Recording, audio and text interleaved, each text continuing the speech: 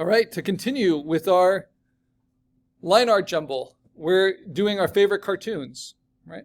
So something close. Sometimes we have to be flexible. To find good line art examples, I went from Get Fuzzy, which has a Siamese cat named Bucky I like, to Garfield, which has been overdone, to Felix the cat, which I wouldn't have even remembered if I hadn't gone through those two. And now I'm looking at Felix the cat examples, and I like them when they're not contained into squares and like cut off, right? But not all of them are going to be the same quality. And I can always check Pixabay. The great thing about Pixabay is the quality is really good. And this reminded me of Felix the cat. So maybe I want to use this. So I log into Pixabay. You can just use your email to log in. You have to log in. It's free in order to download the largest sizes. Okay. I am a member of Pixabay because I'm also a contributor, right? So that means it won't advertise to me.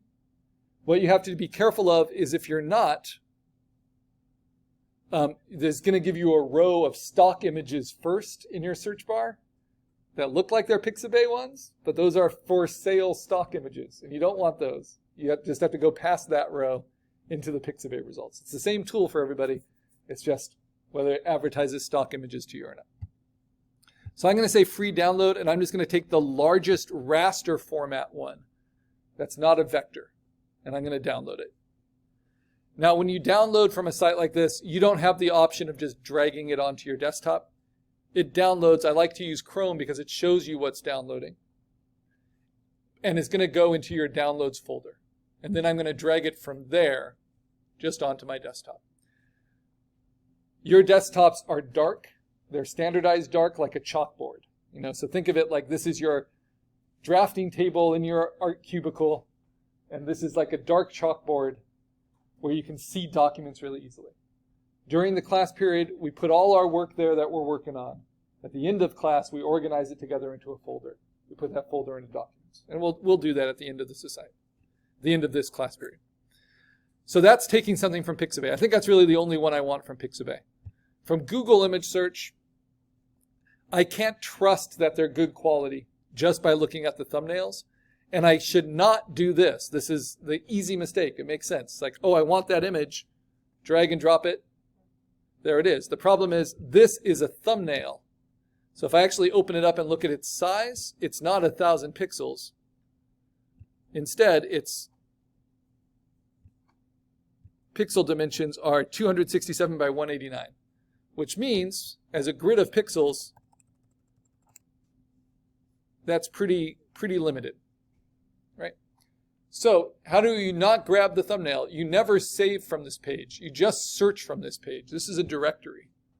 And instead, what you're going to get used to doing, is to right-click on the image. So if you right-click, you'll get these options. And the option you want, and we're going to use a lot, is Open Image in New Tab. That way you still have the search you can use. And I can actually open a lot of images in New Tab. I can open this in a New Tab. Not open Image. That's going to be wrong. That's going to be the thumbnail again. Open Link in New Tab. Sometimes my mouth doesn't say what I'm thinking. Okay, so if I open the link in the new tab, not the image in the new tab, it would be just like clicking on this, but it leaves me to navigate the directory. Right? So I can do that for several of them. Open link in new tab. Then I go to them and it will give me the results. And when I hover over that, it will show me the pixel dimensions in the corner. I've searched for them to be over 1,000 as large. This is over 1,000. But still, I'm not satisfied because I'm not seeing it at full resolution yet. So I do one extra step, which is to right-click on that and say Open Image in New Tab, which strips it of all the other Google website stuff. So you're just seeing the pixels. And if it's big enough to use, you're going to get this little magnifying glass to see it full size. And if it's big enough to use, it's going to be bigger or almost as big as your full screen. Without doing that, I never would have seen that this has a little sticker border. Right? And that's fine, but it has it. It also will show me if the pixels are good quality or not, or if this is something that someone upsampled from something much smaller. Right? So yes, it's like 6,000 pixels, but it looks terrible because it started at 100 pixels. And it will show me if there are any watermarks in it, right? We can use stuff that has watermarks. We're just learning, right, and creating our own stuff from it and not profiting from it. But we probably want to know the watermarks are there so we can composite them out as we're putting it together. So that one looks good. Then I just drag and drop it here. So now I have 2 sources. I need at least 5. I can close those. Same thing with here. I have to say open. I've already opened the link in a new window. Now I'm going to open the image in a new, not new window, new tab, and zoom in on it. And this will show me this isn't as high quality, right? But it's pretty good. It's definitely larger than my screen. Even if I just use one of these characters, they're large enough to use. Is that starting to make sense? Because remember, your screen is in a set resolution. And we want a larger resolution than that for our image in order for it to be printable. We want at least 300 pixels per inch at 8 by 10 inches. What are some other ones? This one's pretty interesting. Notice that this one is not, so I'm going to right click, sorry I do it pretty fast, right click and open link in new tab. Then I get this. And then I'm going to say right link, or right click, open image in new tab. And this is one of the vintage illustrations. Actually, this is an Andy Warhol sketch using Felix the Cat. So the reason this one's interesting, I like this, I'm going to use it, is because it's not on white. You see how that's off-white? And you see how it's not clean gray, there's a lot, or clean black, there's a lot of edge there. So I'm going to show you how we can use resources like that and turn them into clean black and white, just like Arturo Herrera would take a X-Acto knife and cut this out. So we're just, if it has the line quality you like, go for it. Let's see. I kind of like this. It's always scary using Disney stuff, but I like it. I'm going to open it in a new tab. Has Harvey or Oswald the rabbit, has Mickey. It's the whole history of characters like this. Felix the cat, crazy cat. That's fun. So if I zoom in, this is the quality of it. These are digital sketches. Line quality is very different. This will be fun to kind of play with these. So I'm kind of grouping them by content rather than by the clear line quality. But it's all about if I can get to something I like. Hoping for one that's a little bit more open, like maybe this one, where he's in a soccer uniform. Or this one where it's just the outlines. So what I'm doing over and over again is right-clicking and then clicking on the very top option, which is Open Link in New Tab. Then I can go through them. I can see their size. I can open their image in a new tab. See it at full resolution. That's beautiful. That's really nicely done.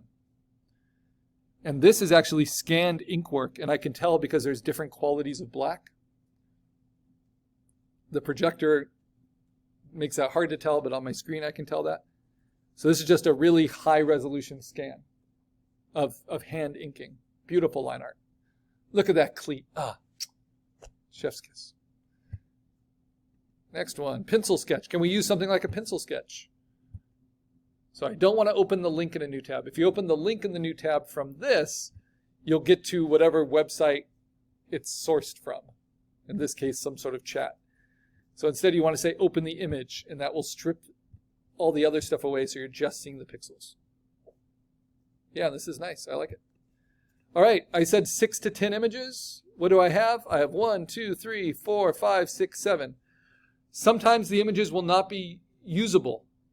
They might sometimes, rarely, be in a format that you can't use. And funny thing is, like Adobe keeps on trying to keep up. So it used to be that WebP, what are called web photo files, you couldn't use except to view through browsers. But now Photoshop is able to view those and use those. So technology changes. But the most common image type you'll find online are called JPEGs. Would you use that? Would you use that? Would I use it if it's... in this particular project? Yeah, I'm going to use this. I'm going to show you how even if it's pencil, we can make it work for this. Because I can darken it and make it black line art. Same thing with the one that is like the Andy Warhol sketch. So yep, we can make this all work.